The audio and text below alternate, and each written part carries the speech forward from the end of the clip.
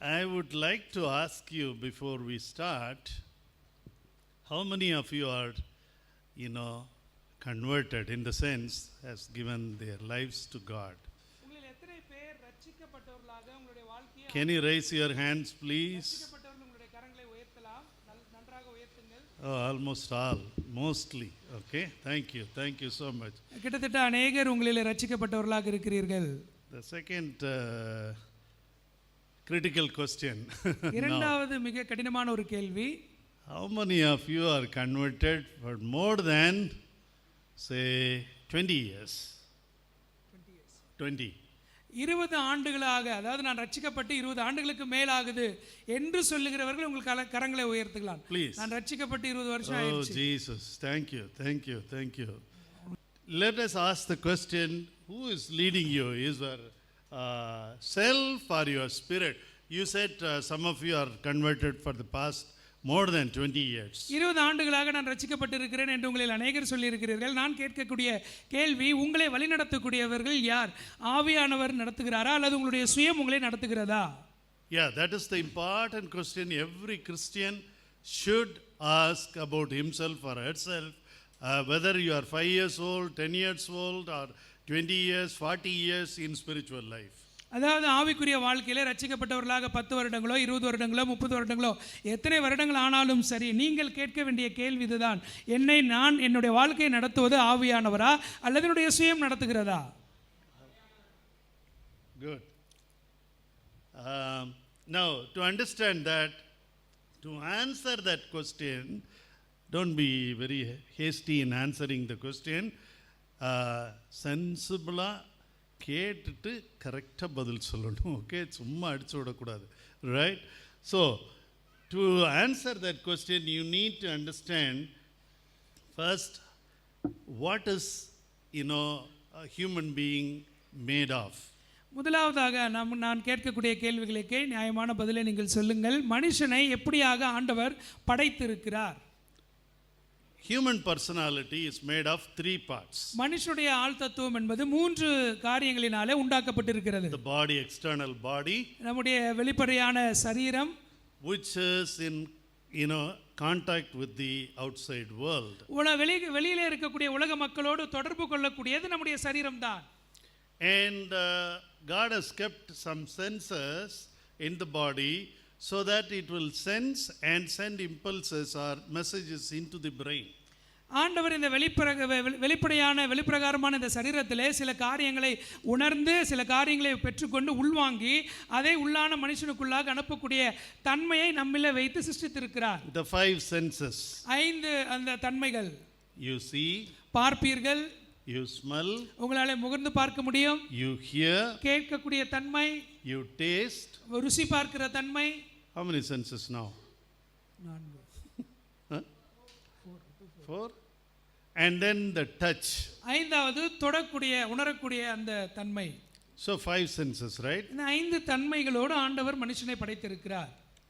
And apart from animals also have these 5 senses. மிருகங்களுக்கும் கூட இந்த 5 தன்மைகளோடு தான் ஆண்டவர் படைத்திருக்கிறார். அதற்கு அப்பாற்பட்டு மனுஷனுக்குள் வரும் பொழுது the 6th sense, 6வது அறிவு என்று சொல்லும் பொழுது, புலன்கள் என்று சொல்லும் பொழுது, so the 6th sense makes the human being as a special person. 6வது புலன் தான் மனுஷனை விசேஷித்த நபராக மாற்றுகிறது. Now this is to give you a brief about understanding the whole thing in the Bible. Okay? வேதாகமத்தில் இருக்கிற முழு காரியத்தையும் சுருக்கமாக உங்களிடத்தில் நான் சொல்ல விரும்புகிறேன். No, to understand that you need this basic introduction. இதை நீங்கள் புரிந்து கொள்வதற்கு இந்த அடிப்படையான முகவரி நமக்கு தேவை. Now these 5 senses, இந்த 5 புலன்களும் it is okay, I'll do that. This human personality operates in 2 ways. இந்த மனுஷனுடைய ஆள் தத்துவம் என்பது 2 விதங்களிலே செயல்படுகிறது. Before somebody gives his life to Christ, ஒரு மனிதன் தன்னுடைய வாழ்க்கையை கிறிஸ்துவுக்கு கொடுப்பதற்கு முன்பாக his 5 senses are only operating. அவருடைய 5 புலன்கள் மாத்திரம் தான் செயல்பட்டு கொண்டிருக்கிறது. And he almost lives like an animal. அவன் கிட்டத்தட்ட ஒரு மிருகத்தை போல தான் வாழுகிறான். Though he has the sixth sense or the, the so-called பகுத்தறிவு. ஆறாவது புலன் என்று சொல்லக்கூடிய அந்த பகுத்தறிவை மனுஷன் பெற்றுக்கொள்ளும் பொழுது it is more or less in a rudimentary state. It is not well developed. அது கிட்டத்தட்ட சொல்ல போனால் அப்படி இருக்கிறதே தவிர அது சரியாக வளர்க்கப்படவில்லை, சரியாக பயன்பாட்டிற்குள் வரவில்லை. But after conversion, after you have given your life to Christ, உங்கள் வாழ்க்கையை நீங்கள் கிறிஸ்துவுக்கு கொடுத்த பிறகு, ரட்சிக்கப்பட்ட பிறகு, there is something called spirit inside our body. நம்முடைய ஆவிக்குள்ளாக இருக்கக்கூடிய நம்முடைய சரீரத்திற்குள்ளாக இருக்கக்கூடிய ஆவி இருக்கிறது. That becomes first time in contact with God. ரட்சிக்கப்பட்ட பிறகு அந்த ஆவி முதலாக தேவனோடு கூட தொடர்பு கொள்ள நடக்கிறது.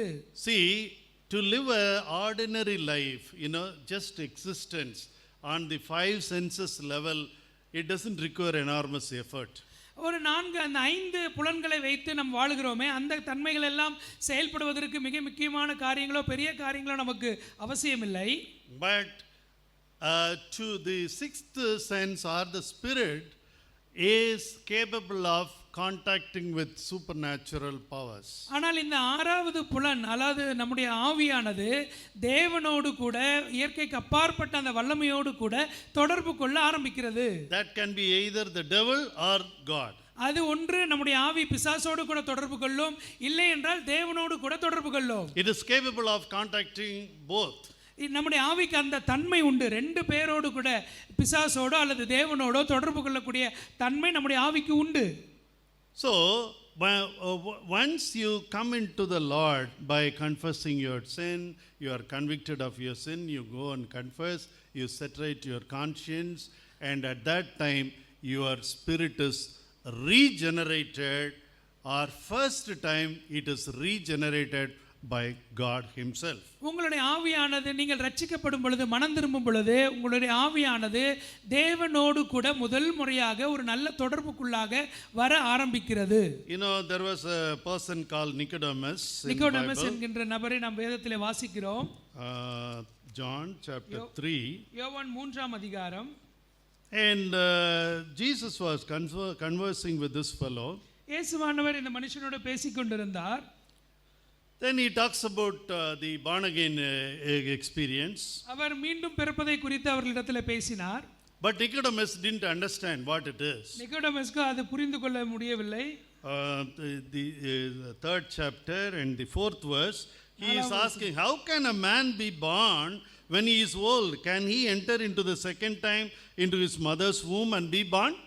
அதற்கு நிக்கோதேமு, ஒரு மனுஷன் முதிர் வயதாய் இருக்கையில் எப்படி பிறப்பான்? அவன் தன் தாயின் கர்ப்பத்தில் 2ஆம் தரம் பிரவேசித்து பிறக்க கூடுமோ என்றான். For which God is answering here, except a man be born of water and of spirit, he cannot enter into the kingdom of God. 5ஆம் வசனம், இயேசு பிரதியுத்தரமாக, ஒருவன் ஜலத்தினாலும் ஆவியினாலும் பிறவாவிட்டால் தேவனுடைய ராஜ்யத்தில் பிரவேசிக்க மாட்டான் என்று மெய்யாகவே உங்களுக்கு சொல்லுகிறேன். That which is born of the flesh is flesh, that which is born of the spirit is spirit. மாம்சத்தினால் பிறப்பது மாம்சமாய் இருக்கும், ஆவியினால் பிறப்பது ஆவியாய் இருக்கும்.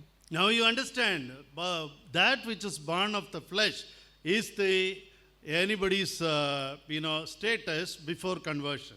ஆகவே மாம்சத்தில் பிறப்பதுதான் எந்த ஒரு மனிதனும் ரட்சிக்கப்படுவதற்கு முன்பாக மாம்சத்தில் இருக்கிறான்.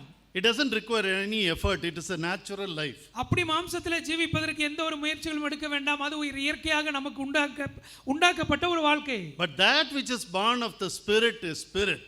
ஆனால் ஆவியினால் பிறப்பதோ ஆவியாய் இருக்கும்.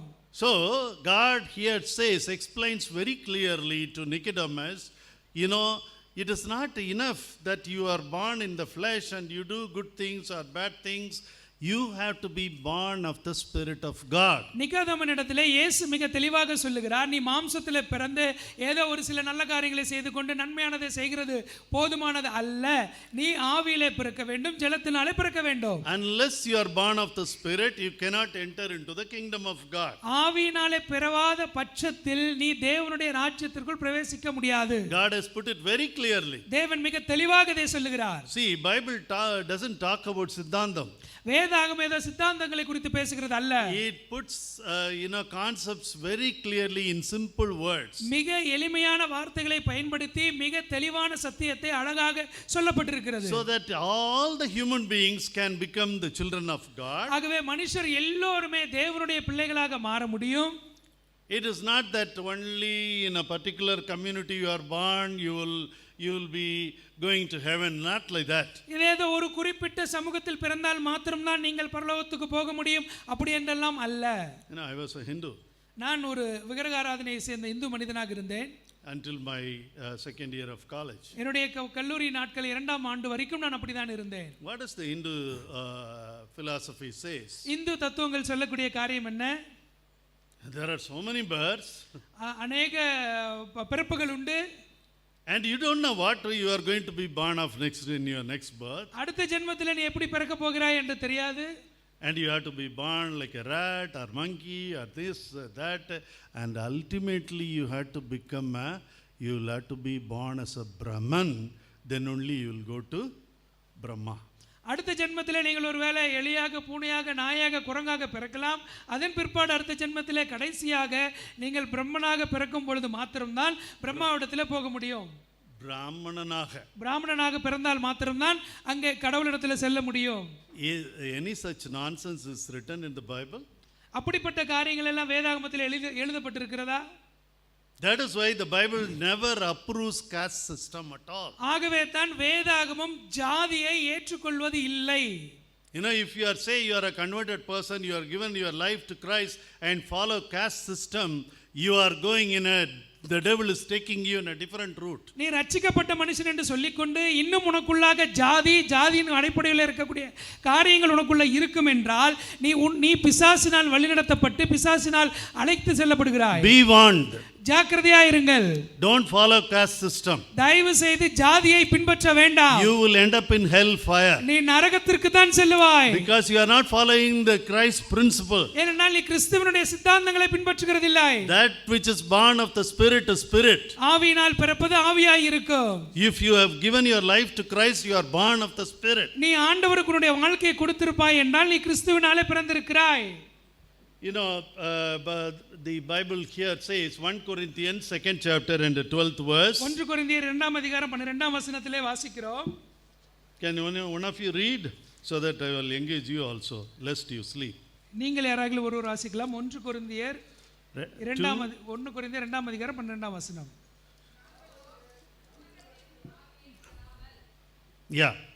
உலகத்தின் ஆவியை பெறவில்லை.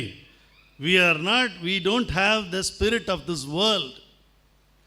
நாம் இந்த உலகத்தின் ஆவியை பெற்றுக்கொள்ளவில்லை. We have the spirit of God in us. நமக்குள்ளாக தேவனுடைய ஆவியை கொண்டிருக்கிறோம். Why? ஏன்? The later part of the verse clearly says, இந்த வசனத்தின் அடுத்த பகுதி தெளிவாக சொல்லுகிறது. Why God has given you his spirit? ஏன் தேவன் அவருடைய ஆவியை நமக்கு கொடுத்திருக்கிறார்? That ye might know the things that are freely given to us of God. நாங்களோ உலகத்தின் ஆவியை பெறாமல் தேவனால் எங்களுக்கு அருளப்பட்டவைகளை அறியும்படிக்கு தேவனிலிருந்து புறப்படுகிற ஆவியை பெற்றிருக்கிறோம். தேவனிலிருந்து புறப்படுகிற ஆவியை பெற்றிருக்கிறோம். All of us who raised our hands, saying that we are converted, you must be possessing God's spirit already in you.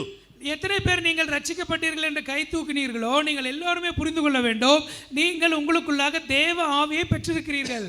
What is this spirit of God? தேவனுடைய ஆவி என்றால் என்ன? Isaiah 11th chapter. ஏசாயா 11ஆம் அதிகாரம். Here it is describing the characteristic of that spirit. Second verse, Isaiah 11 and second verse. The spirit of the Lord shall rest upon him, the spirit of wisdom and understanding, the spirit of counsel and might, the spirit of knowledge and of the fear of the Lord. 11ஆம் அதிகாரம் 2ஆம் வசனம். ஞானத்தையும் உணர்வையும் அருளும் ஆவியும் ஆலோசனையும் பலனையும் அருளும் ஆவியும் அறிவையும் கர்த்தருக்கு பயப்படுகிற பயத்தையும் அருளும் ஆவியும் ஆகிய கர்த்தருடைய ஆவியானவர் அவர் மேல் தங்கியிருப்பார். Anybody who knows the Romans 8th chapter by heart, யாராக I'll give you a prize today. உங்களில் யாராக I am known for giving prizes for God's people, for தேவனுடைய remembering பிள்ளைகளுக்கு God. பரிசு கொடுப்பதில் நான் மகிழ்ச்சி அடைகிறவன், அதை செய்து வருகிறேன். ரோமர் 8ஆம் அதிகாரத்தை by heart மனப்பாடமாக எனக்கு தெரியும் அப்படி என்று சொல்லுகிறவர்கள் நீங்கள் கை தூக்கலாம். ரோமர் 8ஆம் அதிகாரம். சரி, சின்ன பிள்ளைங்களுக்கு ஒரு குவிஸ் வைக்கலாம். சிறு பிள்ளைகளுக்கு ஒரு கேள்வி கேட்போம். இது not for adults, for children. அல்ல, சிறு பிள்ளைகளுக்கு. You know, less than probably 15 years. Who knows Psalm 23 by heart? சங்கீதம் 23 மனப்பாடமாக you are not a தெரிந்த child. 15 வயதுக்கு உட்பட்டு 15 வயதுக்கு உட்பட்டவங்க கேட்கலையா ஒழுங்கா? சொல் கை ஒரு சிஸ்டருக்கு எனக்கு தெரியுன்றாங்க. எனக்கு தெரியும், உங்களுக்கு தெரியும்ட்டு, அதனால தான் ஏஜ் குரூப் போட்டேன். 15 years, less than 15 years. Who is it? 15 வயதுக்கு கீழ இருக்கிறவங்க 23ஆம் சங்கீதம். Just to yeah, come here ma, come here. It's good to know the God's word by heart. ரெண்டு பேருமா? ஐயோ பிரைஸ் ஸ்ப்ளிட் ஆகுது. ஓகே வா வா, ரெண்டு பேரும் சேர்ந்தே சொல்லு, டூயட் பாடுற மாதிரி இருக்கும். சொல்லு வா. கர்த்தர் என் மேய்ப்பராய் இருக்கிறார், நான் தாழ்ச்சி அடையேன். அவர் என்னை புல்லுள்ள இடங்களில் மேய்த்து. கர்த்தர் என் மேய்ப்பராய் இருக்கிறார், நான் தாழ்ச்சி அடையேன். அவர் என்னை புல்லுள்ள இடங்களில் மேய்த்து அமர்ந்த தண்ணீரில் என்னை கொண்டு போய் விடுகிறார். அவர் என் ஆத்மாவை தேற்றி தம்முடைய நாமத்தின் நிமித்தம் என்னை நீதியின் நடத்துகிறார். நான் மரணத்தின் பள்ளத்தாக்கில் நடந்தாலும் பொல்லாப்புக்கு பயப்படேன். தேவரீர் என்னோட கூட இருக்கிறீர். உமது கோலும் உமது தடியும் என்னை தேற்றும். என் சத்துருக்கள் முன்பாக நீர் எனக்கு பந்தி ஆயத்தப்படுத்தி என் தடையை என்னால் அபிஷேகம் பண்ணுகிறேன். என் பாத்திரம் எனக்கு வெளிக்கிறது. என் ஜீவனுள்ள நாளெல்லாம் நன்மையும் கிருபையும் என்னை தொடரும். நான் கர்த்தருடைய வீட்டில் நீண்ட நாட்கள் நிலைத்திருப்பேன். ஆமென். Good, clap. சரி, இதில் திணறாம சொன்னது அந்த பிள்ளை. Okay, so she will take 300 and you will give 200 to her. Okay, right. See, what is the word of God? It is spirit and life. ஆண்டவருடைய வார்த்தை ஜீவனாகவும் ஆவியுமாக இருக்கிறது. ஆவியும் ஜீவனாயும் இருக்கிறது. அதனால the more you read and memorize the word of God, you are getting more and more of God's life into your system, into your personality. நீங்கள் எந்த அளவுக்கு தேவனுடைய வார்த்தையை அதிகம் வாசித்து தியானிக்கிறீர்களோ, படிக்கிறீர்களோ, அந்த அளவுக்கு அவருடைய தன்மைகளை உங்களுடைய ஆழ் தத்துவத்திற்குள்ளாக நீங்கள் ஏற்றுக்கொள்கிறீர்கள். நான் பெரியவங்களுக்கும் ஒரு போட்டி வைக்கலான்னு நினச்சேன்.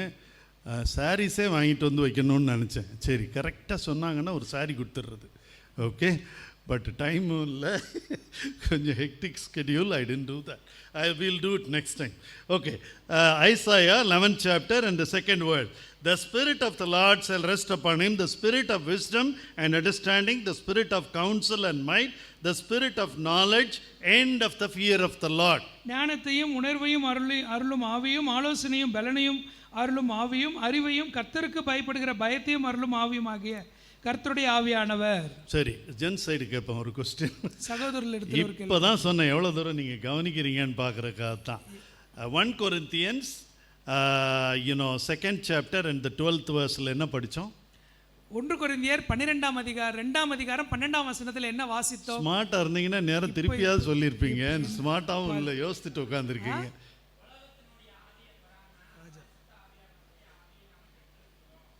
எதுக்காக அந்த ரீசனையும் சொன்னேன். எதுக்காக கடவுள் அந்த ஆவியை கொடுத்துருக்காரு?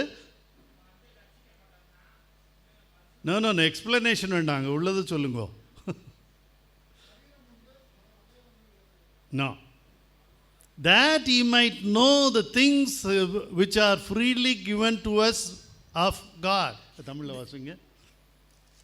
எதுக்காக கர்த்தருடைய ஆவியை கொடுத்துருக்காரு? ஆண்டவர் நமக்கு ஃப்ரீயா அருளிய காரியங்களை அறிந்து கொள்ளத்தக்கதாக, இல்லையா? தேவனுடைய காரியங்களை அறியும்படியாக. இங்க என்ன சொல்லுது?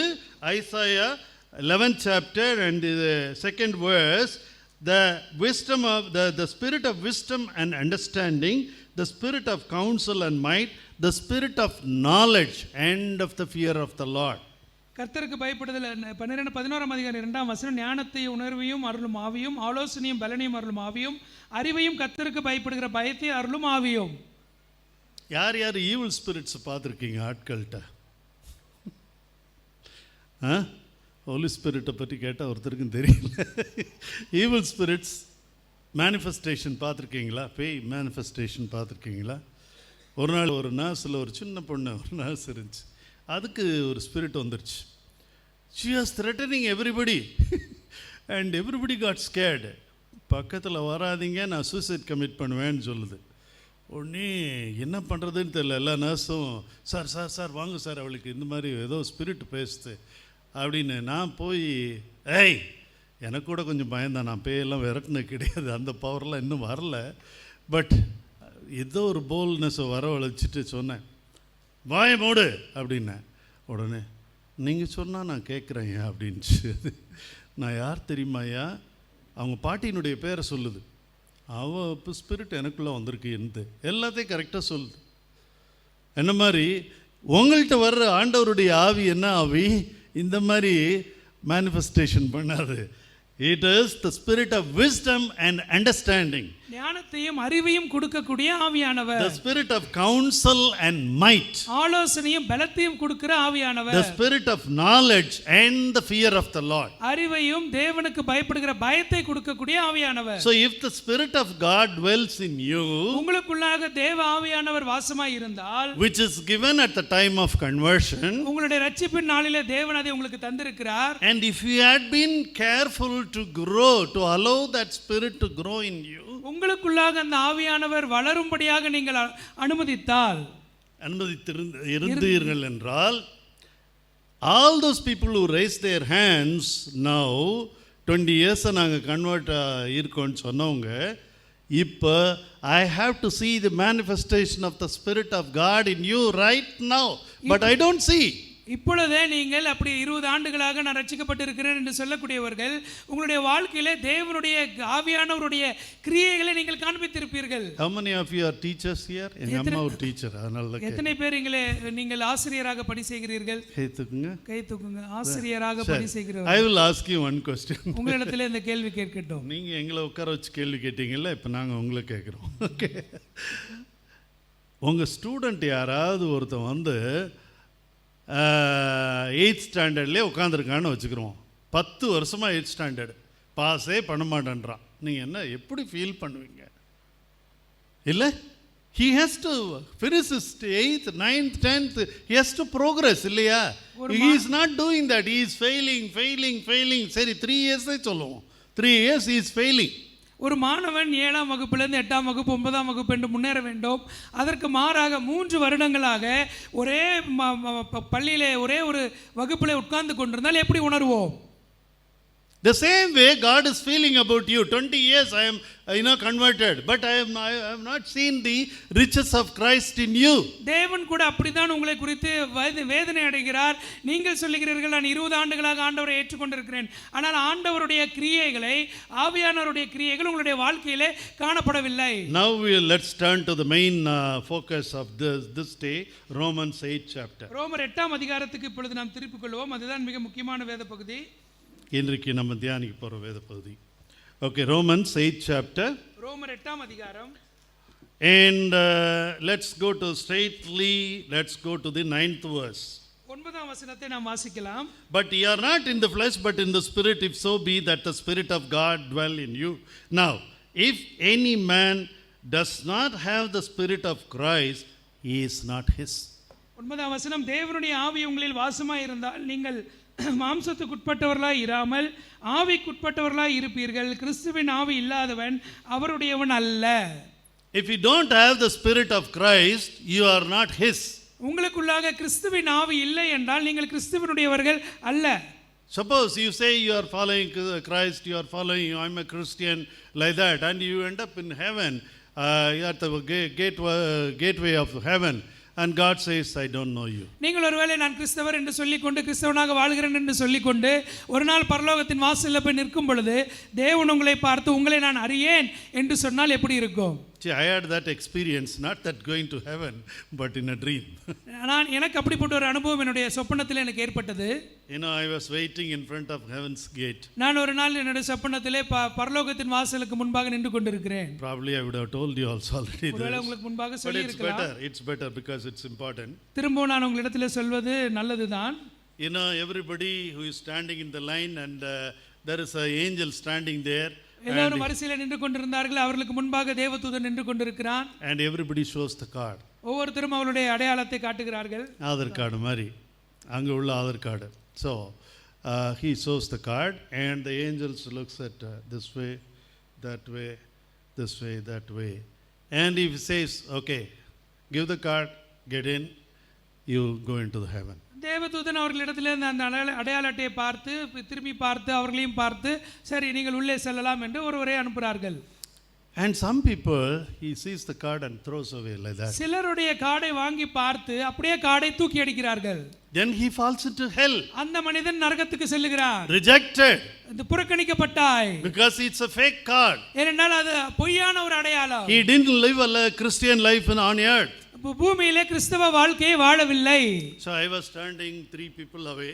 3 பேருக்கு முன் அந்த வரிசையிலே பின்னாக நான் நின்று கொண்டிருக்கிறேன். I was watching everybody. ஒவ்வொருத்தரையும் நான் பார்த்து கொண்டிருக்கிறேன். Then my turn came. என்னுடைய வரிசை வந்த பொழுது I gave my card. என்னுடைய கார்டை எடுத்து கொடுத்தேன். And the angel took it. அவர் தேவதூதன் அதை வாங்கி and he is looking at it this way, that way. திரும்பி முன்னும் பின்னுமாக திருப்பி பார்த்து He was about to throw the card. கிட்டத்தட்ட கார்டை தூக்கி அடிக்கக்கூடிய நேரத்துக்குள்ளாக அப்படி எரியற மாதிரி பண்ணுங்க. I caught hold of his hand. எரியும் நேரத்திலே தேவதூதனை கரத்தை பிடிச்சிட்டேன். நான் பிடிச்சிட்டேன். என்ன விளையாடுறியா நீ? எவ்வளோ கஷ்டப்பட்டு வாழ்ந்துட்டு வந்திருக்கு, நீ பாட்டு தூக்கி அடிச்சிட்டின்னா நான் யுகமாக ஹெல்ல போய் கிடக்கணும், என்ன விளையாடுறியான்ற. உடனே அவன் சொல்கிறான், அந்த ஏஞ்சல் சொல்கிறான் என்கிட்ட, but that's a problem with your card. அதனால தேவதூதன் என்னை பார்த்து உன்னுடைய கார்டில் பிரச்சனை இருக்கிறது. Why? What's the problem? என்ன பிரச்சனை? It shows you hate your mother-in-law. நீ உன்னுடைய மாமியாரை வெறுக்கிறாய். I got very angry. எனக்கு ரொம்ப கோபம் வந்து விட்டது. You know what that lady did to me? அந்த பெண் எனக்கு என்ன செய்தார்கள் உங்களுக்கு தெரியுமா? Because I was, now she is no more, but I reconciled before they are dead. அவங்க மரிக்கிறதுக்கு முன்னாடி அவங்கள்ட்ட போய் ஒப்புரவாகி எல்லாத்தையும் சரி செஞ்சுட்டேன். ஒரு தடவை இந்த ட்ரீம்க்கு அப்புறம் தான் அப்புறவானேன். So I said, you know what all she did to me? நான் தேவதூதனை பார்த்து சொப்பனத்தில் கேட்டேன், அவர்கள் என்னுடைய மாமியார் எனக்கு என்னெல்லாம் செய்தார்கள் தெரியுமா? I was so angry with her. One day I told my wife, ஒரு நாள் எனக்கு அதிக கோபம் என்னுடைய மனைவியை பார்த்து சொன்னேன், unfortunately I am a Christian, otherwise I will take a gun and shoot your mother from head to foot. கிறிஸ்தவனாக இருப்பதனால என்னால் செய்ய முடியவில்லை, இல்லை என்றால் ஒரு துப்பாக்கி எடுத்துக்கொண்டு உன்னுடைய தாயாரை அப்படியே சுட்டு தள்ளி விடுவேன். தலையிலிருந்து கால் வரைக்கும் சுட்டாதான் என்னுடைய கோபம் தனியும் என்று சொன்னேன். You know, converted. ரட்சிக்கப்பட்டவன் தான் ஸ்டூடெண்ட் லைஃப்ல இருக்கும்போதே. ரட்சிக்கப்பட்ட நபராகத்தான் இதெல்லாம் பேசினேன். அப்போ who was leading me, my spirit or my flesh? அப்படி என்றால் என்னை வழி நடத்தினது யார்? என்னுடைய ஆவியா, எனக்குள்ள இருக்கிற ஆவியானவரா அல்லது என்னுடைய சுயமா? You answer. நீங்களே சொல்லுங்கள். நீங்களே ஜட்ஜா இருங்க இப்போ. Who was leading me? யார் என்னை வழி நடத்தியது? My own self, right? என்னுடைய சொந்த It is not the word of God, it is not the spirit of God. அது தேவ ஆவியானவர் அல்ல, அது தேவனுடைய வார்த்தை அல்ல. So then my wife said, "Arey, you are converted in the fellowship and you are talking like this." என்னுடைய மனைவி என்னை பார்த்து சொன்னார்கள், நீ ஃபெலோஷிப்பில் ரட்சிக்கப்பட்ட நபர், நீங்களா இப்படி பேசுகிறீர்கள்? என்ன பண்றது, அந்த அம்மா அவ்வளோ அநியாயம் பண்ணுது எனக்கு அப்படின்னு. சரின்ட்டு இந்த ட்ரீம் வந்த உடனே I told one of my patients who was a Christian, not from the fellowship, in some other church. என்னுடைய நண்பர் ஒருவர், பேஷண்டாக இருக்கிற ஒருவர், ஃபெலோஷிப் அல்ல வேறொரு சபையை சேர்ந்தவர், அவரிடத்துல இந்த சொப்பனத்தை குறித்து சொன்னேன். ஒரு Anglo Indian lady, your senior lady. So then she said, "Doctor, God has shown you what to do, go and reconcile with your mother." அந்த பெண் என்னை பார்த்து சொன்னார்கள், டாக்டர், ஆண்டவர் உங்களிடத்திலே என்ன செய்ய வேண்டும் என்று காண்பித்திருக்கிறார், தயவு செய்து போய் உங்க மாமியார் இடத்துல ஒப்புரவாகுங்கள் என்று சொன்னார்கள். What? நான் சொன்னேன், என்ன? You want me to go and reconcile with that woman? அந்த பெண்ணுகிட்டயா போய் நான் ஒப்புரவாக வேண்டும்? அந்த பொம்பளைன்னு சொல்லுங்க, அப்படின்னா தான் அது அந்த எஃபெக்ட் கரெக்டாக வரும். பெண்ணுன்னு ரொம்ப நாகரிகமாக சொன்னீங்கன்னா அந்த எஃபெக்ட் போய் சேராது. Okay, not that I'm hating her, இல்லை அந்த இதுக்காக சொல்கிறேன். Okay, so I know, yeah, you have to do it. God has shown you. Before I come next time to your clinic, you should have set right your conscience. அந்த நோயாளி, அந்த பெண்மணி என்னை பார்த்து சொன்னார், ஆம் டாக்டர், நீங்கள் நிச்சயமாக போய் மன்னிப்பு கேட்க வேண்டும், அடுத்த முறை நான் வருவதற்குள்ளாக நீங்கள் இதை சரி செய்து விடுங்கள் என்று சொன்னார்கள். For many years this cold war was going on between me and her. எனக்கும் என்னுடைய மாமியாருக்கு மத்தியில் இருக்கக்கூடிய இந்த போராட்டம், இந்த சண்டையானது அநேக ஆண்டுகளாக போய் கொண்டுதான் இருந்தது. So I called my father-in-law and said, என்னுடைய மாமனாரை கூப்பிட்டு சொன்னேன், he is a very sanctified sweet vessel. அவர் அழக பரிசுத்தமாக்கப்பட்ட நல்ல ஒரு பரிசுத்தவான். இவங்களுடைய ஃபர்ஸ்ட் போதகர், ஈக்காட்டு தாங்களுடைய முதல் போதகராக வந்தவர். So I said, uncle, இந்த மாதிரி ஆண்டவர் சொல்றாரு, I will come and reconcile, I will ask her pardon. வந்துட்டு நான் உங்க ஆண்டவர் பேசுறார் அங்கிள், நிச்சயமாக ஆண்டி இடத்துல நான் பேசி சரி செய்ய வேண்டும் என்று சொன்னார்கள். அவர் இதுக்காக தான் காத்துக்கிட்டே இருந்தார். வாயா வாயா வாயா வாயா, நீ வந்துரு, வீட்டுக்கு வந்துரு, நான் சொல்லிடுறேன். ஸோ வந்தேன். மாமனாரும் வந்து நீங்கள் மன்னிப்பு கேட்கலாம் என்று சொன்னார். உடனே நான் போனேன். அம்மா அவன் வந்திருக்காக, அவர் முன்னாடியே போய் சொல்லிட்டார். அவருக்கு ரொம்ப குஷி, கோல்டு வார் முடிய போகுதுன்னு சொல்லிட்டு ரொம்ப சந்தோஷமாக இருந்தார். இதுக்கு தானே கேட்டுக்கிட்டே இருந்தார். நான் சாதாரணமாக மன்னிப்பு கேட்க மாட்டேன் ஈஸியாக, unless I am convinced. So I said okay, I will come and so my mother in law came from inside. உணர்த்தப்பட்டால் வழியாக நான் அவ்வளோ சுலபமாக மன்னிப்பு கேட்க மாட்டேன். நான் போய் நின்ற உடனே என்னுடைய மாமியார் வீட்டிலிருந்து உள்ளே இருந்து வெளியே வந்தார்கள். Aunty, God has shown me, இந்த மாதிரி காட்டிட்டாரு, உங்கள் மேலே ரொம்ப கஷ்டப்பட்டு வச்சுருந்தேன், என்னை மன்னிச்சுக்கோங்க அப்படின்னு. ரொம்ப கஷ்டமாக தான் இருந்துச்சு போய் மாமியார்கிட்ட போய் மன்னிப்பு கேட்குறதான்ட்டு. அம்மா அண்ணா கூட கேட்டுடலாம், மாமியார்கிட்ட போய் அவள் பொண்ணை கேட்டுவிட்டு நம்மளை மதிக்க மாட்டாங்களேன்னு ஒரு பக்கம் பிசாசு சொல்லுது. சரின்ட்டு போய் கேட்டேன். உடனே அவ்வளோதான், ஒரே வார்த்தை, அவ்வளோதான் அப்படின்னு போயிட்டாங்க. So it was so humiliating. இன்னும் அதிக அவமானப்படுத்தப்பட்டேன். You know, in Christian life we will have ups and downs. கிறிஸ்தவ வாழ்க்கையிலே கீழே விழுவதும் மேலே எழுந்திருக்கக்கூடிய அப்படிப்பட்ட காரியங்கள் நடைபெறும். It is not that on the verse பாத்தீங்கன்னா the Romans 8th chapter and the 9th verse, if the spirit of him that no, you are not in the flesh but in the spirit, if so be that the spirit of God dwell in you. Now if any man have not the spirit of Christ, he is none of his. தேவனுடைய ஆவி உங்களில் வாசமாய் இருந்தால் நீங்கள் மாம்சத்துக்கு உட்பட்டவர்களாய் இராமல் ஆவிக்குட்பட்டவர்களாய் இருப்பீர்கள். கிறிஸ்துவின் ஆவி இல்லாதவன் அவருடையவன் அல்ல. And if Christ be in you, the body is dead to sin, but the spirit is alive because it wants to fulfill the righteousness of God. 10ஆம் வசனம், மேலும் கிறிஸ்து உங்களில் இருந்தால் சரீரமானது பாவத்து நிமித்தம் மரித்ததாயும் ஆவியானது நீதி நிமித்தம் ஜீவனுள்ளதாயும் இருக்கும். You know, here is the twist. You have to understand the word of God clearly. வேத வசனத்தை மிக தெளிவாக நீங்கள் புரிந்து கொள்ள வேண்டும். இங்க இருக்கக்கூடிய காரியத்தை பாருங்கள். If Christ be in you by his spirit, the body is dead because of sin, but the spirit is alive or life because of righteousness, because it wants to fulfill the righteousness. கிறிஸ்துவினுடைய ஆவி உங்களில் இருந்தால் உங்கள் சரீரமானது பாவத்துக்கு செத்ததாய் மரித்ததாயும் ஆவியானது நீதி நிமித்தம் ஜீவனுள்ள காரியங்களை செய்யும்படியாக உயிருள்ளதாயும் இருக்கும். இங்க தான் ஒரு ட்விஸ்ட் இருக்கு. இங்க இதை தான் நாம் பார்க்க வேண்டும். You know, so many storiesல ஒரு ட்விஸ்ட் வரும்ல திடீர்னு, அந்த மாதிரி இங்க ஒரு ட்விஸ்ட் இருக்கு.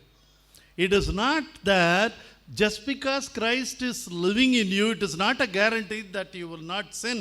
The body is dead to sin anyway, but the second thing is you have to, you know, sort of yield to the Spirit. Then only God can fulfill his righteousness too. தேவ ஆவியான கிறிஸ்துவின் ஆவியானவர் உங்களுக்குள் இருக்கிறார் என்பதனாலே மாத்திரமே நீங்கள் பாவமே செய்ய மாட்டேன் என்று இருக்க முடியாது. நிச்சயமாக பாவம் செய்யக்கூடியவர்களாக இருப்போம். ஆகவே அதற்காகத்தான் அந்த வசனம் சொல்கிறது, இந்த ஆவியினாலே நீதிக்கு பிழைத்தவர்களாக இருக்க வேண்டும். ஆவியானவருக்கு நாம் இணங்கி கொடுக்கும் பொழுதுதான் பாவத்தை விட்டு விலகுகிறவர்களாக இருப்போம். Yeah, that only when you yield, to whom you yield, you will have the outcome of that. நீங்கள் யாருக்கு இணங்கி கொடுக்கிறீர்களோ அதன் அடிப்படையில் தான் உங்களுடைய வாழ்க்கையிலிருந்து காரியங்கள் வெளியே வரும். Even though you are converted, நீங்கள் ரட்சிக்கப்பட்டே இருந்தாலும் சரி, unless you yield your body and your personality to the Spirit of Christ, உங்களுடைய ஆவியையும் உங்களுடைய சரீரத்தையும் நீங்கள் தேவ ஆவியானவருக்கு இணங்கி கொடுக்கவில்லை என்றால் God cannot grow righteousness in you. தேவன் அவருடைய நீதியை உங்களுக்குள்ள கொண்டு வர முடியாது. You will not be brought into the principle of life and peace. ஜீவனுக்கும் சமாதானத்திற்கும் ஏதுவான காரியங்களை உங்களுடைய வாழ்க்கையில நீங்கள் கொண்டு வர முடியாது. You know, this is a fantastic chapter, Romans 8, 6, 7 and 6. If you study carefully, it gives you so much of knowledge about spiritual life. ஆவிக்குரிய வாழ்க்கை குறித்த அதிக அறிவை கொடுக்கக்கூடிய அதிகாரங்கள் தான் ரோமர் 6, 7, 8ஆம் அதிகாரம்.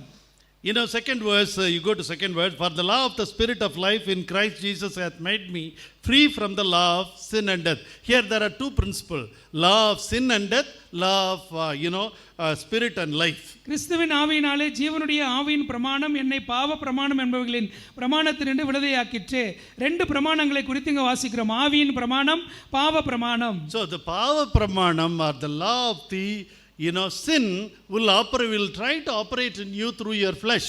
உங்களுடைய மாம்சத்தின் வழியாக பாவ பிரமாணம் உங்களுக்குள்ளாக கிரியை செய்யும்படியாக முயற்சிக்கும். Till the end of your life, you have these two principles competing with each other to your heart. உங்களுடைய கடைசி நாள், உலகத்தில் நீங்கள் வாழுகிற கடைசி நாள் வரைக்கும் இந்த ரெண்டு பிரமாணங்களும் உங்களுக்குள்ளாக மோதிக்கொண்டுதான் இருக்கும். To whom you yield to, நீங்கள் எதற்கு இணங்கி கொடுக்கிறீர்களோ that principle will come and operate through you. அந்த பிரமாணம் தான் உங்களுக்குள்ளாக வந்து உங்களை ஆளுகை செய்யும். See, suppose I told you one good example of mine.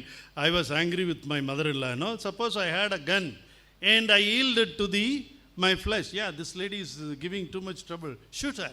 I would have, shot her immediately. Long time back. எனக்கு நான் ஏற்கனவே உங்களுக்கு சொல்லியிருக்கிறேன், என்னுடைய அனுபவத்தை உங்கள்கிட்ட சொல்லியிருக்கிறேன்.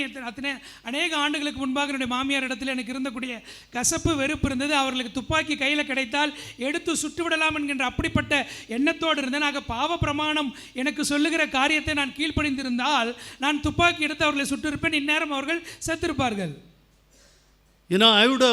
I would have been imprisoned. I would have become a non-Christian. அப்பொழுது நான் சிறையில் அடைக்கப்பட்டு கிறிஸ்தவன் அல்லாதவனாக மாறி இருப்பேன். So always it is not a guarantee just because you got converted that you will live a completely sin-free life. No, don't mistake it. To whom you yield, according to that only your fruit. தயவு செய்து இதை புரிந்து கொள்ளுங்கள். ரட்சிக்கப்பட்டா எல்லாமே முடிஞ்சிருச்சு, நான் பாவமே செய்ய மாட்டேன் என்ற எண்ணத்தில் இருக்காதீர்கள். நீங்கள் எந்த பிரமாணத்துக்கு கீழ்ப்படுகிறீர்களோ, பாவ பிரமாணமா ஆவியின் பிரமாணம், எதற்கு கீழ்ப்படுகிறீரோ அதை தான் உங்களுடைய வாழ்க்கையில நீங்கள் செய்வீர்கள். Now the blessings of the Spirit of God dwelling in us. தேவனுடைய ஆவியானவருடைய ஆசீர்வாதங்கள் நமக்குள்ளாக வாசமாய் இருக்கிறது. No, we will enumerate what are all the blessings. என்னென்ன ஆசீர்வாதங்கள் நமக்கு இருக்கிறது என்பதை பார்க்கலாம். First verse, முதல் வசனம், there is no condemnation to them which are in Christ Jesus. கிறிஸ்து இயேசுவுக்குள்ளாக இருக்கிறவர்கள் மீது ஆக்கினை தீர்ப்பு இல்லை. ஆக்கினை தீர்ப்பு believers-க்கு கிடையாது. விசுவாசிகளுக்கு ஆக்கினை தீர்ப்பு இல்லை. Because they have come into Christ. ஏனென்றால் அவர்கள் கிறிஸ்துவினிடத்திலே வந்திருக்கிறார்கள். But what is condemned? ஆனால் நியாயம் தீர்க்கப்படுகிறது என்ன? The sin which is in us. நமக்குள்ள இருக்கிற பாவம் ஆக்கினைக்குள்ளாகப்படும். And sin is condemned and removed from you. பாவமானது நம்மிடத்திலிருந்து நியாயம் தீர்க்கப்பட்டு வெளியேற்றப்படும். But the principle of obedience and life is given to you.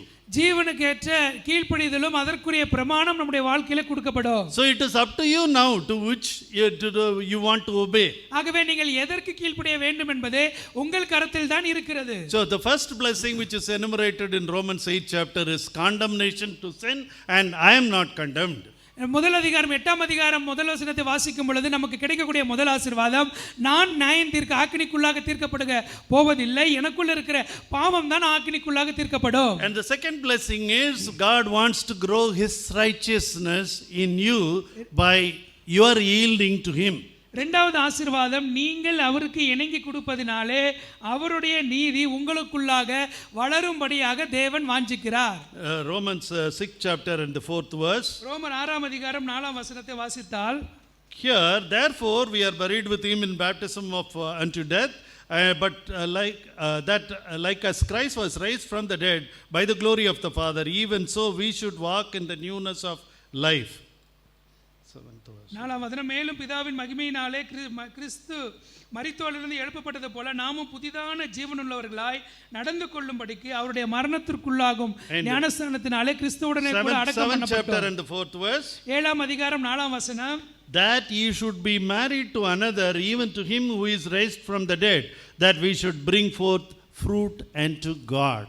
அப்படி போல என் சகோதரரே, நீங்கள் மரித்தோரிலிருந்து எழுந்த கிறிஸ்து என்னும் வேறொருவர்களே ஆகி தேவனுக்கென்று கனி கொடுக்கும்படிக்கு கிறிஸ்துவின் சரீரத்திலே நியாயப்பிரமாணத்துக்கு மரித்தவர்களானீர்கள். And the 6th verse, the same chapter 7th Romans, 7ஆம் அதிகாரம் 6ஆம் வசனம், we should serve in the newness of the Spirit. இப்பொழுது நாம் புதுமையான ஆவியின்படி ஊழியம் செய்யத்தக்கதாக, not yielding to our flesh, நம்முடைய மாம்சத்துக்கு இணங்கி கொடுக்கிறவர்களாக அல்ல. So and in 8th chapter 15th verse it says 8ஆம் அதிகாரம் 15ஆம் வசனம், so 13th verse, for ye live after the flesh, ye shall die. But if ye through the Spirit do mortify the deeds of the body, you shall live. மாம்சத்தின்படி பிழைத்தால் சாவீர்கள், ஆவியினாலே சரீரத்தின் செய்கைகளை அழித்தால் பிழைப்பீர்கள். You know, of late I looked into Facebooks. அப்போ ஃபேஸ்புக்கை அப்பொழுது கொஞ்சம் நேரங்களில் நான் பார்ப்பதுண்டு. Let me ask honestly. உங்களிடத்திலும் Please give an honest answer, all young girls. வாலிப பெண்களாக இருக்கிறவர்கள் தயவு செய்து நீங்கள் நேர்மையாக பதில் சொல்லுங்கள். How many of you are Facebook members and looking at Facebook daily? எத்தனை பேர் நீங்கள் ஃபேஸ்புக் அக்கவுண்ட் வைத்துக்கொண்டு தினந்தோறும் அதை பார்க்கிறவர்களாக இருக்கிறீர்கள்? பயமெல்லாம் தூக்குங்க. ஹெவனில் போய் என்ன பண்ணுவீங்க? எப்படியும் அங்கே தெரியும், டப்புன்னு தெரிஞ்சிடும். சும்மா தூக்குங்க. யார் யார் ஃபேஸ்புக் பார்க்குறது? ஃபேஸ்புக் பார்க்கிறவர்கள் உங்கள் கையை தூக்கலாம்.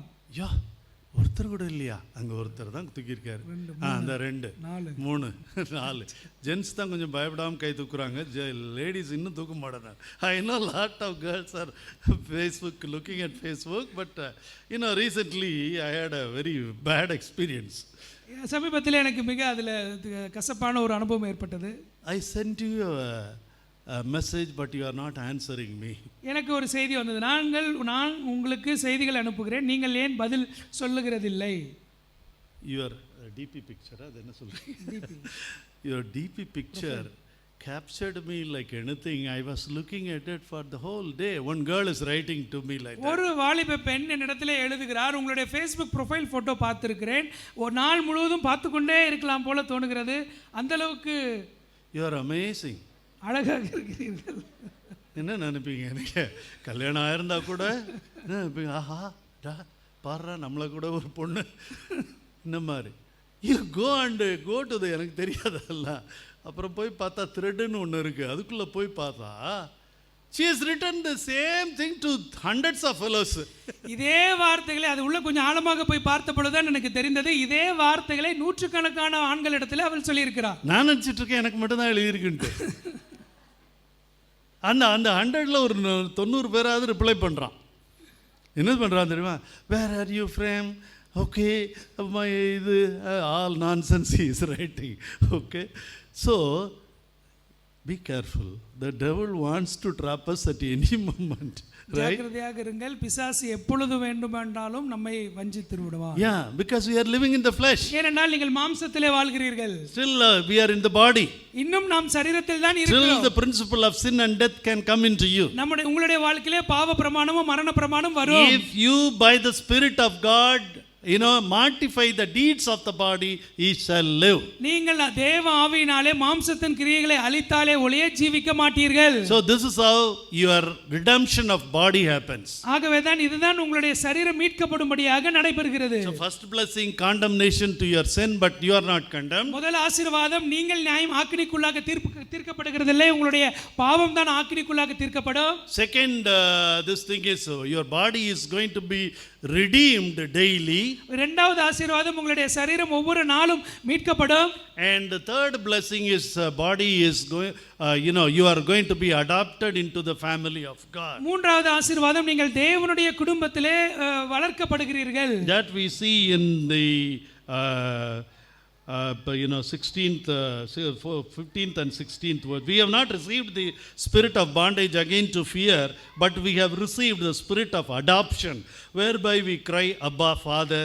The Spirit itself witness with our spirit that we are the children of God. 8ஆம் அதிகாரம் 15-16 வசனம், அந்தபடி திரும்பவும் பயப்படுகிறதற்கு நீங்கள் அடிமைத்தனத்தின் ஆவியை பெறாமல் அப்பா பிதாவே என்று கூப்பிடுகிற புத்திர சுகாரத்தின் ஆவியை பெற்றீர்கள். வேகமா படிச்சுட்டு போகாதீங்க, அது உட்கார்ந்து என்ன சொல்லுதுன்னு படிங்க. இந்த வசனம் என்ன சொல்லுகிறது என்பதை நிறுத்தி நிதானமாக வாசியுங்கள். கொஞ்ச நாளைக்கு சும்மா வாசித்தரலாம், பட் அதுக்கப்புறம் உட்கார்ந்து மெடிடேட் பண்ணணும். கொஞ்சம் வேகமாக வாசித்தாலும் கூட அதை உட்கார்ந்து தியானம் செய்ய வேண்டும். We have received the spirit of adoption.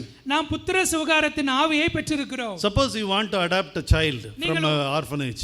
ஒரு அனாதை இல்லத்திலிருந்து ஒரு குழந்தையை தத்தெடுக்க வேண்டும் என்றால் you have to go there. நீங்கள் அங்கே செல்ல வேண்டும். Whatever fees they are telling you, அங்கே என்ன கட்டணத்தை செலுத்த சொல்லுகிறார்கள் அதை கொடுக்க வேண்டும். and you have to sign an agreement form.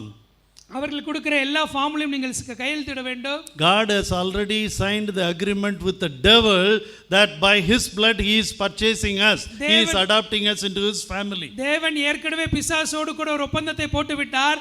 அதாவது இந்த மனிதனை என்னுடைய மகளாக என்னுடைய வீட்டிற்குள்ளாக தத்தெடுக்கிறேன். We are adopted into his family. நாம் அவருடைய குடும்பத்திற்குள்ளாக தத்தெடுக்கப்பட்டிருக்கிறோம். That will become a reality in your life when you obey the Spirit of God which is in you already. உங்களுக்குள்ளாக ஏற்கனவே இருக்கிற ஆவியானவருக்கு நீங்கள் கீழ்ப்படிந்தால் இது தத்ரூபமாக உங்களுடைய வாழ்க்கையில் செயல்படும். And then the 17th verse, 17ஆம் வசனம், heirs and joint heirs with Christ. கிறிஸ்துவோடு கூட உடன் சுதந்திரவாளராக மாறுகிறோம். You know, இது மேலோட்டமா படிச்சீங்கன்னா புரியாது. It is heir. It's heir means you are the heir for your parents. சுதந்திரம் அப்படி என்றால் அதை வெளிப்படையாக வாசித்தால் புரியாது. சுதந்திரம் என்று சொல்லும் பொழுது பெற்றோருக்கு நாம் சுதந்திரவாளிகளாக இருக்கிறோம். You know, when we become when we are born in a family, நாம் ஒரு குடும்பத்தில் பிறக்கும் பொழுது, I have 3 children. எனக்கு 3 பிள்ளைகள் இருக்கிறார்கள். You know, the maximum I could earn was one house. என்னாலே சம்பாதிக்க முடிந்ததெல்லாம் ஒரு வீடை வாங்க முடிந்தது, அவ்வளவுதான். Okay, now we are thinking Tamil கல்ச்சரில் பொண்ணுங்களுக்கு வீடு கிடையாது, பையனுக்கு தான் வீடும்போம். But I am thinking, okay, when I die, I told my son, after I die, whoever is taking up this house will have to compensate for the other 2 kids. நான் சொன்னேன் என்னுடைய பிள்ளைகளை, குறிப்பாக என்னுடைய மகனை பார்த்து சொன்னேன், நான் மரித்த பிற்பாடு இந்த வீட்டை யார் எடுக்கிறீர்களோ நீங்கள் அதற்கு இணையான தொகையை மற்ற 2 பிள்ளைகளுக்கும் பகிர்ந்து கொடுக்க வேண்டும்.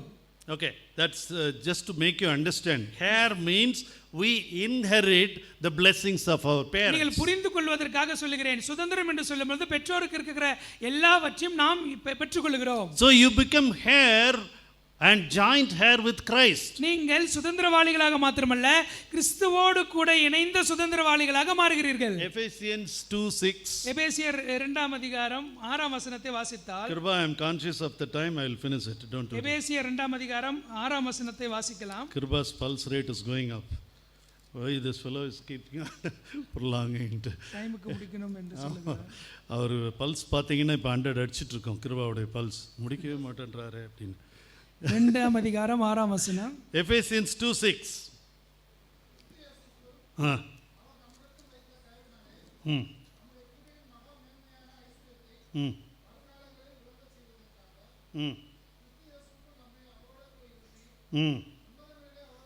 உன்னதங்களிலே அவரோடே உட்கார செய்தார். He made us sit together along with him in front of God. தேவனுக்கு முன்பாக கிறிஸ்துவோடு கூட உன்னதங்களிலே நம்மை உட்கார செய்தார். What an elevation. எப்பேற்பட்ட உயர்வு. This Bible does not talk about you become one caste, then another caste, another rat or something, monkey, then you become a human being and finally you become a Brahmin, then only you go to heaven. It is nonsense.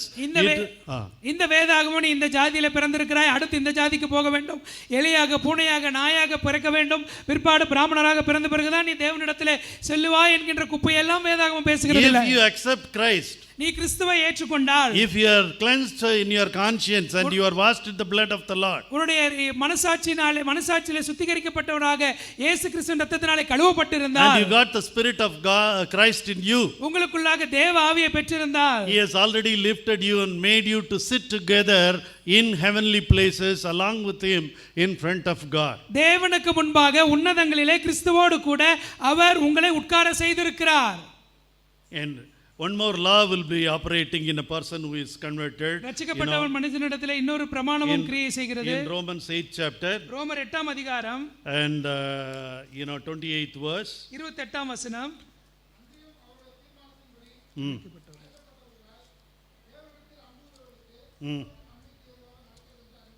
yeah, all things worketh unto good to them that love God and who are called according to his purpose. So all things, whatever happens to us, will be ultimately will end up for good, for your good.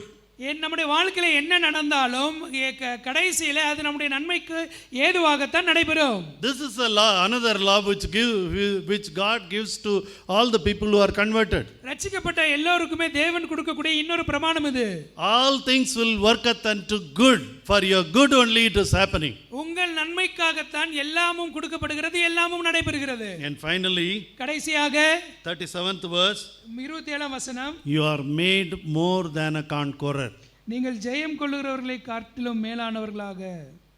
Yes, so many blessings God is ready to give you. தேவன் உங்களுக்கு கொடுக்கும்படியாக அநேக ஆசீர்வாதங்களை வைத்திருக்கிறார். So to summarize, இதை சுருக்கமாக சொல்ல வேண்டுமென்றால், we must have the Spirit of God in us. நமக்குள்ளாக தேவ ஆவியை நாம் பெற்றிருக்க வேண்டும். If you don't have the Spirit of Christ in you, you don't belong to Him. நீங்கள் கிறிஸ்துவின் ஆவியை உடையவர்களாக இல்லை என்றால் நீங்கள் அவருக்குரியவர்கள் அல்ல. If you have the Spirit of Christ in you and you belong to Him, நீங்கள் your sin கிறிஸ்துவுக்குரிய is already condemned. நீங்கள் கிறிஸ்துவினுடையவர்கள், அவருடைய ஆவியை பெற்றிருக்கிறீர்கள் என்றால் உங்களுடைய பாவம் ஏற்கனவே ஆக்கினிக்குள்ளாக But தீர்க்கப்பட்டு you are freed from the penalty of the sin already. ஏற்கனவே நீங்கள் பாவத்தினுடைய பலனிலிருந்து அதிலிருந்து தப்பிக்கப்பட்டிருக்கிறீர்கள். And then you are adopted into His family. தேவனுடைய ராஜ்யத்திற்குள்ளாக புத்திர சுகாரம் உள்ளவர்களாக And மாறி then you are இருக்கிறீர்கள். made heirs and joint heirs with Christ. கிறிஸ்துவோடு கூட உடன் பங்காளிகளாக உன்னதங்களிலே உட்கார வைத்திருக்கிறார். So whatever God has, you have every right to possess. ஆகவே எதெல்லாம் தேவன் வைத்திருக்கிறாரோ அதையெல்லாம் பெற்றுக்கொள்ளும்படியான உரிமை உங்களுக்கு இருக்கிறது. Because you are His son, you are His daughter. ஏனென்றால் நீங்கள் அவருடைய மகனாக மகளாக இருக்கிறீர்கள். God has made it like that. தேவன் அப்படித்தான் நம்மை உண்டாக்கி இருக்கிறார். And while you are in this world, there is a new law operates in you. All things will worketh unto good. இந்த பூமியில நீங்கள் வாழும் பொழுது இன்னொரு பிரமாணத்தை மறந்துவிட வேண்டாம். உங்கள் வாழ்க்கையில் நடைபெறுகிற எல்லாம் நன்மைக்கு ஏதுவாக நடைபெறுகிறது. And you will be made more than a conqueror. நீங்கள் ஜெயம் கொள்ளுகிறவர்களை காட்டிலும் இன்னும் அதிகமாய் ஜெயம் கொள்ளுவீர்கள். Shall we pray? ஜெபிப்போமா? Dear Lord, we thank and praise you for this time of meditation of your holy word. அன்பின் ஆண்டவரே, உம்முடைய பரிசுத்தமான வார்த்தையை தியானிக்கும்படியாய் நீர் எங்களுக்கு கொடுத்த நேரத்திற்காய் நன்றி செலுத்துகிறோம். Please, Lord, write your holy commandments in our hearts. ஆண்டவரே, உம்முடைய பரிசுத்தமான பிரமாணங்களை எங்களுடைய இருதயத்திலே நீர் எழுதியரும். And make us live in it. ஆண்டவரே, அதிலே நாங்கள் ஜீவிக்கும்படியாய் எங்களுக்கு உதவி செய்யும். That is your promise, Lord. அதுதான் நீர் எங்களுக்கு கொடுத்த வாக்குத்தத்தம் ஆண்டவரே. That all these people will have God's word written in them and God's spirit dwelling in them. இந்த மக்கள் எல்லோரிடத்திலும் தேவ வார்த்தையானது எழுதப்பட்டதாய் தேவ ஆவியானவர் அவர்களுக்குள்ளாக ஜீவனோடு கூட இருக்கும்படி செய்யும். So that they will inherit all your holy blessings which are mentioned in Romans 8 chapter. அப்பொழுது ரோமர் 8ஆம் அதிகாரத்தில் நீர் சொல்லப்பட்டிருக்கிற எல்லா பரிசுத்த ஆசீர்வாதங்களையும் அவர்கள் சுதந்தரித்துக் கொள்வார்கள். Make us a blessing, Lord. எங்களை ஆசீர்வாதமாக மாற்றியருளும். Thank you for this one day retreat. இந்த ஒரு நாள் ரிட்ரீட்டுக்காய் நன்றி செலுத்துகிறோம். Bless it abundantly, Lord. இதை அதிகமாய் நீர் ஆசீர்வதித்தருளும் ஆண்டவரே. Let all our vexation go. எங்களுடைய எல்லா நிர்பந்தமான நிலைமை செல்லட்டும். Let the Holy Spirit, God, bring new hope into us. எங்களுக்குள்ளாக பரிசுத்த ஆவியானவர் உண்மையான ஒரு புதிய நம்பிக்கையை கொண்டு வரட்டும். That we may be excited to walk the Christian life. கிறிஸ்தவ வாழ்க்கையை நாங்கள் வாழும்படியாக Be thou our blessing, Lord. ஆண்டவரே, நீர் எங்களை ஆசீர்வதியும். In Jesus' holy name I humbly pray. இயேசுவின் நாமத்தில் ஜெபிக்கிறோம். Amen.